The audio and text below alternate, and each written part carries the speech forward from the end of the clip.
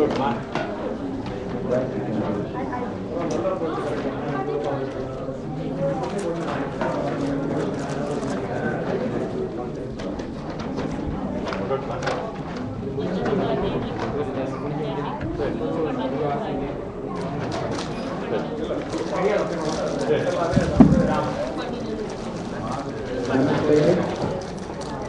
behalf of the Hindu Temple of Creative Power, the Hindu Dharma and Philosophy Committee is privileged to welcome Swami Ishatmananda ji to address us this morning.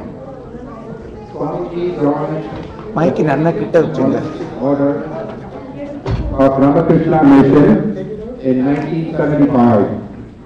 Following 2 years of monastic training at the Bellu Math, he was attached to the Advaita Ashrama in Calcutta for 10 years.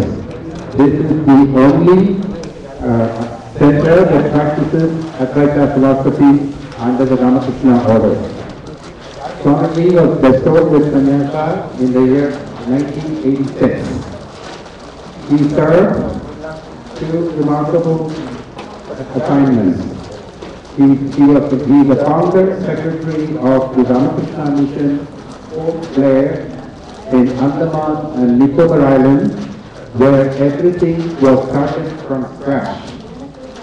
These include a home for the destitute and orphans, coaching center for pupils who were trained to take the competitive exam, and a vocational training center. He served there between the years 1992 and 1999. Following this, he had another challenging assignment. He served as the principal and secretary of the Ramakrishna Mission Educational Center in the jungles of Arunachal Pradesh, where armed records were operating. As you can imagine, this was quite a challenging assignment, and the students were from the tribal area. They had to be trained, so there was an educational center for the students in backward and poor areas. Swamiji served there between the years 2002 and 2012. Swamiji has authored a book and several articles that were published in journals of the Ramakrishna Mission Order. Swamiji is currently Minister in charge of the Vivekananda Vedanta Society Chicago in Homer Glen, as well as the Vivekananda retreats in Kansas, Michigan. Swami Ishatmananda.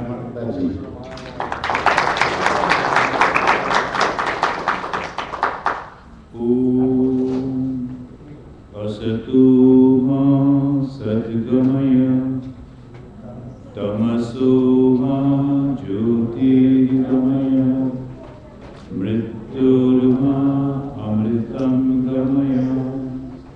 Om Shanti Shanti Shanti Hari Om.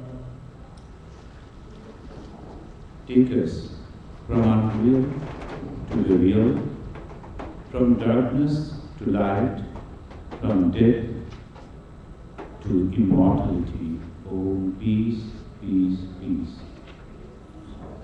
Respected ladies and gentlemen, today we are observing Acharya Shankara's Janyanti. A few minutes before, we were here witnessing a wonderful puja. The human society is considered as advanced, whose culture is decent and broad-based.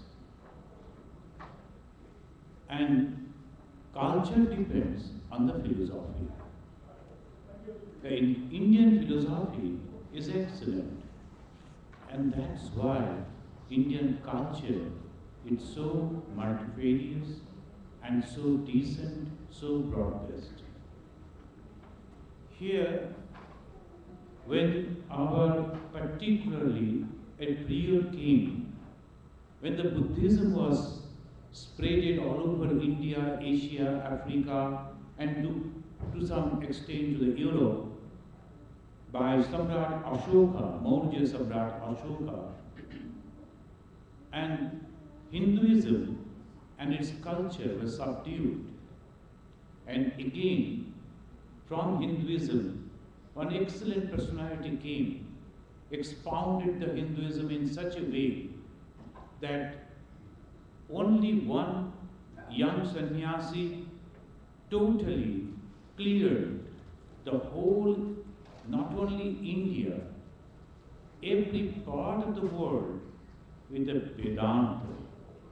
That is the excellent work that Shankaracharya did within only 32 years of his life. And today we will, in very short, discuss about that. I have been asked to speak 20 minutes. 44 years before Jesus Christ at Kaladi in Kerala, Shankara took part, Kerala in India. On the bank of river Uma, his father's name was Shivaguru, mother Aryamma. At the age of 6 or 7, Shankara knew why he was born. But because of his mother, it was impossible for him to take sannyasa. His father died, and mother was not leaving the child, then what to do? Yet he knew that he has to leave. He has a mission in the world for what he has born. He was advented, a Lord Shiva himself, and he has to perform his mission. But being a son, he cannot hurt the mother. So we heard this type of story. Then when he was bathing in the river, suddenly a crocodile came and was holding the Shankara, the child Shankara. The mother, she was so much afraid, standing on the shore of the river. She was trying to get the help. Then Shankara told mother, so many times I requested you to give me permission for sannyasa, you never gave. Now since the date is so near, I am going to die within few minutes. Will you please give me permission for sannyasa? Then the mother, she understood that is the last moment. So she gave the permission. Well, my son, you take sannyasa. The moment she gave the permission, lo, the crocodile left Shankara and went. Shankara came up and he offered pranam to the mother and said, since you have already given the permission and mentally I have accepted sannyas, I cannot return back to the home. I have to go. And he traveled a long way, and on the bank of Narmada, he got his guru, received his guru, that is Govinda Pada. There are many, in the old days, in the India, we were not habituated to write down in details the daily routine, daily whatever is happening. It was not a habit. And the trust was given. They used to note down only the principles, the higher principles. So that's why all these things have been lost. And there are some people, they are gazing that Shankara's Guru Govinda Pada, he was a Vedanta Acharya. He was Patanjali. And some people are telling, no, Patanjali was far earlier. From the Guru, he studied the scripture. 8 years young boy is studying the scripture for another 8 years. Only within 8 years he has completed all the scriptures of Hindu philosophy, mainly 4 Veda, Rig, Sam, Yaju, Atharva, and all other scriptures. Human Sang, when he came to study in India, Human Sang from China, he has given a list of 18 Shastras, 18 scriptures, of which he studied 6 or so, mainly the Patanjali Yoga Darshan. This 18 scriptures and all those things he started, the Shankara, only within 8 years. And then afterwards, he went out. He wanted to go and study and meditate in the seclusion of Badrik Narayan. But his guru said, no, you have a mission, you have to go. And particularly you have to go to Kashi, because Kashi was the seat of learning. If you have to say something in a philosophical way, a new philosophical path, if you have to introduce, you have to go to Kashi. That was the norm in those days. Kashi Pandits, you have to go and talk with them. Through the argument, you have to convince them. Then only your philosophy will be accepted. Shankara went to Kashi. At the age of 8, he took sannyasa. 12 to 16, he wrote all the books. And 16 to 32, he spreaded Advaita Vedanta. In the period of Bhagavan Buddha, that was 6th or 7th century BC, before Christ, and then 300 years, the Buddhism was only surviving in Magadha. Nobody was accepting Buddhism in that way, because Buddhism was nothing but an extra, additional, rectified Hinduism. That's why Swami Vivekananda said, Buddhism is a shadow of Hinduism. Everything is Hinduism only. Only the process of approach is little different. And that is really true. Lord Buddha was born in a Hindu family. He was initiated by a Hindu saint. He practiced in a Hindu way, in the traditional Hindu way, this meditation. Only thing that he was telling, that too much of this ritual, stop it. Because in those days it was too much of rituals were there. There are so many stories are there about that. And Buddha said, Atmadipo Bhava. There are so many stories about Bhagavan Buddha. Whatever it may be, the Buddhism that was there for 300 years, only a few people were practicing, and it was in only Magadha. But then, the Maurya Samrat Ashoka, he was 272 to 232 BC. This 40 years in his rule, he spreaded the Buddhism. He was a very powerful king. So obviously, wherever he had seen his missionaries, his own son, his daughter, and they accepted Buddhism. That way Buddhism spreaded every nook and corner of India. Vedanta, Advaita, and all the Hindu scriptures, they were almost, nothing was practiced in those days. The last king of the Maurya, Brihadratha, was defeated by Pushpamitra in 184 BC. And this Pushpamitra, he once again reintroduced Hinduism. Pushpamitra ruled 36 years. The many years before the Jesus Christ, Sannyasa was there, Vedanta was there, and the Brahma Tattva was discussed. But this way, no one spread it as Shankara did. The Brahma Tattva was discussed by great saints like Vashishta. The Vashishta was a Kulapati. Kulapati means who was having 10,000 disciples. And Durvasha was leading 60,000 disciples. So that was there already much before Shankaracharya. But when Shankara came, he spreaded this Advaita Vedanta, pure Advaita Vedanta, on not only through rituals, but also through intellectuals. He went on and on defeating so many, mainly Totokacharya. And then he was defeating one after another. In the Assam, he defeated Abhinna-Gupta. He defeated Middle India. He defeated Mandan Mishra. Then Kumaril Bhatta. One after another he defeated. And in Mandan Mishra, there's a funny stories there. Mandan Mishra never wanted to discuss things with Shankaracharya.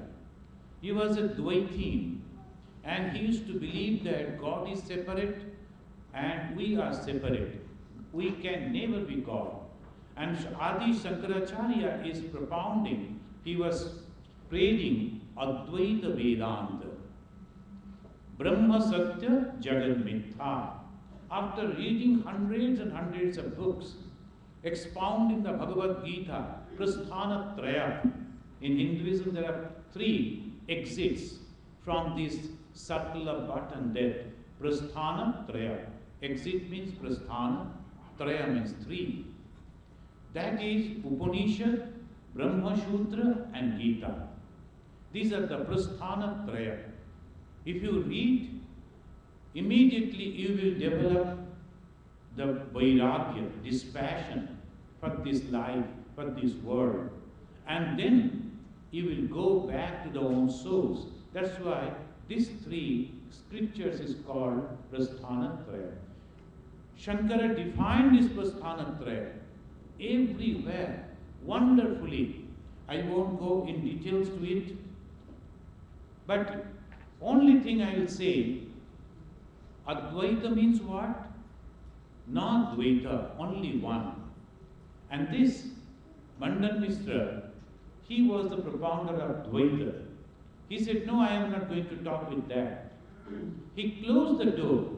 He never allowed Shankara to enter. Then Shankara, it is said in the story, he scaled the boundary wall. And when after scaling he was coming down inside the house, Mandan Mishra was sitting on the courtyard. Jokingly, he said, Kuto Mundi. Mundi means Shankaracharya was having the shaven head. The Mundi. So he said, Kuto Mundi. Where from this shaven head person is coming? Shankara answered, Agalat. Up to the neck I have shaven my head. So that way, then they sat over there for the discussion.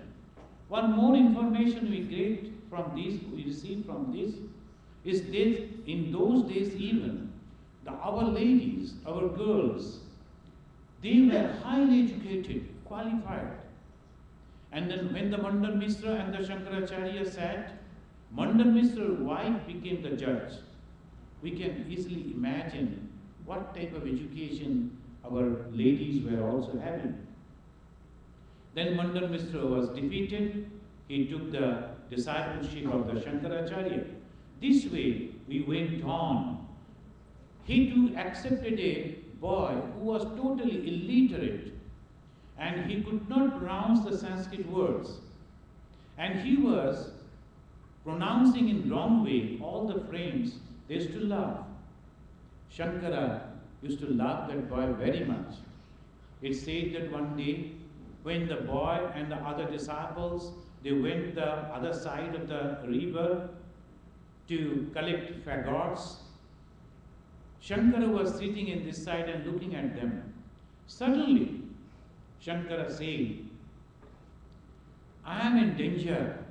Who will help me? Who can save me? All the disciples on the other bank, they all hard, but they were thinking how to cross the river, because the turbulent river without the boat, it was impossible to cross. And Shankara was showing that he is really in difficulty. This boy immediately started running over the river, and wherever he kept his feet, they say a lotus came up and supported his feet. Without caring for the river, without caring for his life, just because of the Guru. Guru has given the call. So my life has no value. I must go to Guru. He ran to Guru. Afterwards, people, they wonder, he became an Acharya, and Shankaracharya gave him the name Padmapada, because Padma means the lotus that supported the boy, and he crossed the river to save his Guru. That's why his name became Padmapada. Shankaracharya, he was propounding, and then afterwards he understood that for the ordinary people, devotion is also necessary. So many stories will be there. Within these 16 years, from 16 to 32, he has traveled so many times, length and breadth of India. He went to Kashmir, he went to Assam, he went to Gujarat, he went to down south. Everywhere he went to spread Hinduism. And he was a great, not only a scholar, but also an organizer. And he believed that this body is nothing, but the Atman is actually the whole thing. In Assam when he went, then one Acharya came, he was a Tantrika. He said, Acharya Shankar, I have got, actually he was a very naughty type of person. Just to kill the Acharya Shankar, he said, I have got a dream. The goddess Kali of Shakti, the goddess of Shakti is telling me, if I can offer your head at his feet, I will get all the power. All through my life I am trying to do that and to get that power. Now this is the last moment. Will you offer your head? He knew, Shankara used to say, the Atman is all pervading. It never dies. Nainam shastrani chindanti shastrani, nainam dahati pavaka, na chaidam kledayan dapa, na shoshayati marutaha. He was expounding that. So obviously this Tantrika came with that philosophy that you say that body is nothing, but I need this body only. Will you please offer this body to me? Shankara immediately agreed. I will. He went in the dead night, and the Tantrika was about to give him, sacrifice his head. Then this Padmapada, he was meditating. Suddenly he got the vision, your Guru is in danger. In that place, Padmapada ran over there, jumped on that Tantrika, saved Shankara. Shankara was unperturbed. He said, whatever I say, I believe. I have realized it. So when he was telling that Atman, you cannot kill it, he was really believing it. So that was the Shankaracharya. Afterwards, he found this Hinduism, it is already there, but not organized. The people used to go to the Acharya, to the Guru, they used to get the sannyasa or the mantra, and then all alone they will be going, sometimes sitting at the feet of the Guru, they will be practicing the sadhana, and then they will go retired in the jungle and then develop his own asrama. That was the system. Shankara, he started giving a shape to whole Hinduism. He understood he won't live long. After his passing away, that Vedanta should be alive. So in four corners, he started four mathas. At Puri, almost the center of India, Govardhan Math. There, he put his famous disciple, Padmapada, as Acharya. They are all titled as Shankaracharya. Then Varka, Sardamath, there Hastamalaka Acharya. Then Prayag, Yoti Math, Totak Acharya, Sringari Math, Sureshwara Acharya. So these four Acharya in four corners, they were holding the fort and spreading the message of Vedanta all over. Not only that, hundreds and thousands of sannyasis that were there all over the India, and in different places and different sects, Shankaracharya brought them under one umbrella, Dasanami Sampradaya. This Sampradaya means the one type of tradition. The moment we say Sampradaya, immediately, present day, we are a little bit hesitant. Sampradaya means some orthodox people, some narrow-minded people, but actually Sampradaya means a school, a type. This Dasanami Sampradaya, Tirtha, those who were there in different type of pilgrim centers. Asrama, Bana, Aranya, Bon and Aranya. Bana and Aranya, we know. In deep forest, Aranya. Bana is not that. So Bana, Aranya, Giri, Parvat, Sagar, Saraswati, Bharati, Puri. We, the Ramakrishna Mission Sannyasins, we belong to Puri Sampradaya. We live in the household, we live in the centers of the cities, and we mix with the people to give them this Advaita training and Advaita education. What is Advaita? In Upanishad we find Ishavastamidam sarvam yat kincha jagatyam jagat. In all the Upanishads, almost in everywhere, where from this world came, the universe came, the Srishti came, that has been answered. That is from that Brahman, that Atman. And from there, all this manifestation. Why? Again that Atman, it wished, Ekaham bahushyamo vihi. I am alone, I should become many, and it became many. It is not he, it is not she, it is it, because it is consciousness. And that way, all this. Now what? But the human being, after the education, when they are becoming intellectuals, when they are in a position to discriminate what is good and what is bad, what is sat and what is asat, then begins the religious life. Religion has 3 stages. The first is ritual. The first stage is ritual.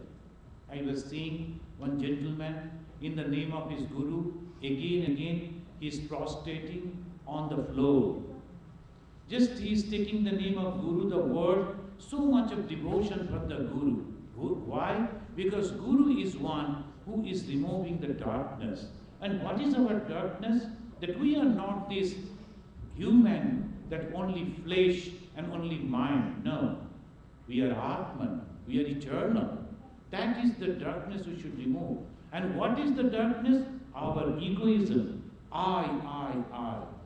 I am so and so. I am born in that family. I am having this much of knowledge, this much of money, this much of respect in the society. All in vain. That's all darkness. When all these things goes away, what remains?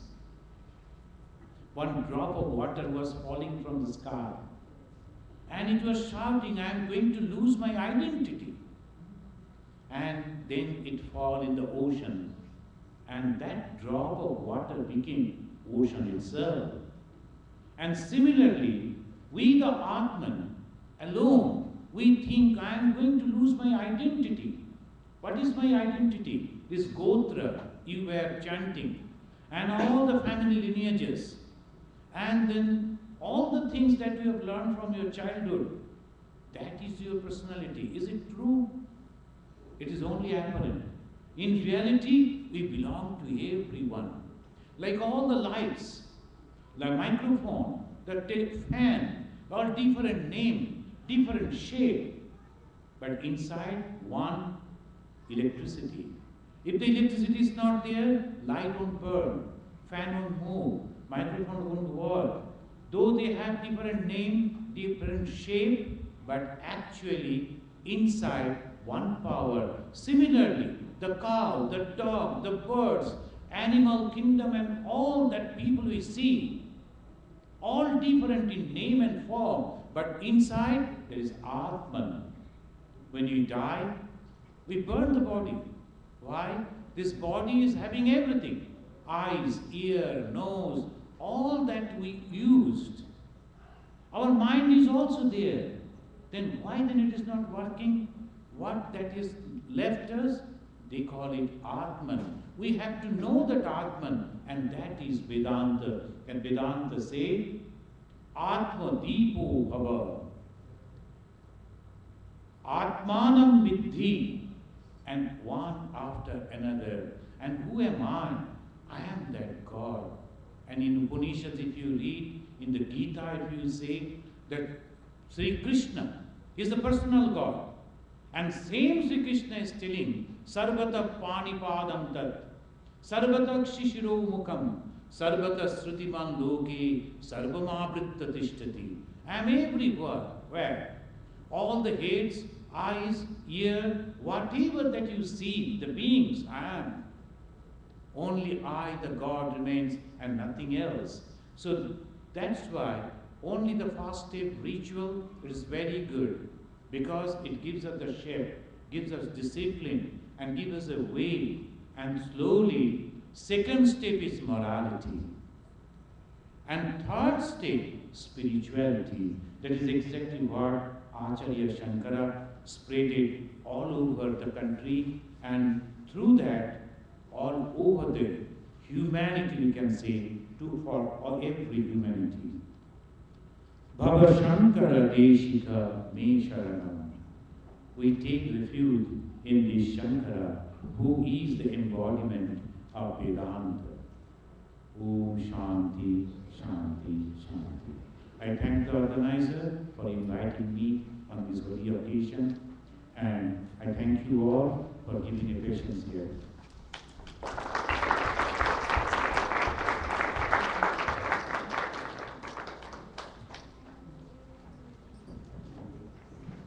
Thank you, Swami Ishatmananda. We are really blessed to have you here and enlighten us on some of the philosophical Vedantic principles proposed by Shankara.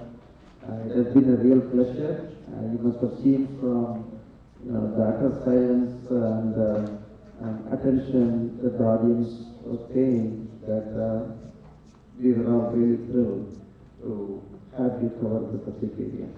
We are really glad that you could come over. Thank you very much.